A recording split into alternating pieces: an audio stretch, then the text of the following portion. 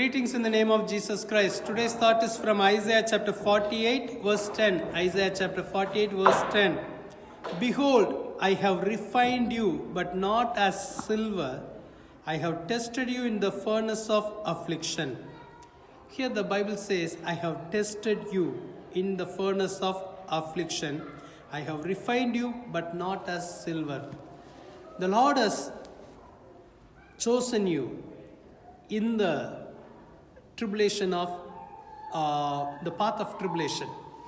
Here the verse says, the Lord has tested you in the furnace of affliction.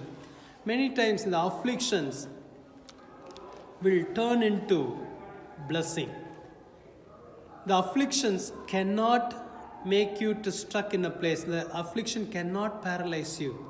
Bible says God has chosen you in the furnace of affliction. Bible talks about a man Joseph. He went through many afflictions, but nothing make him to stuck in a place.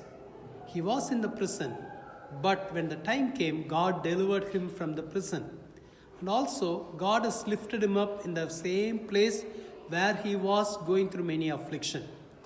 Bible says the righteous will have many affliction, but the Lord will deliver him from all of them. The Lord will deliver you from all your affliction, and also the Lord will lift you up the same place where you went through affliction. Shall we do a word of prayer? Let's pray. Lord Jesus, encourage your children, bless them, strengthen them, lift them up, Lord. Let your mighty hand be upon them all the time. Let your grace surround them, Lord. Lord Jesus, lift them up, Lord. Remove every affliction from their life. Lord, you lifted the head of Joseph, the same place where he went through many afflictions. The same way I pray for your children. Lord, you lift them up, Lord. Let your presence surround them. Give them all the grace and strength. In Jesus' name we pray. Amen. God bless you. Have a wonderful day. Amen.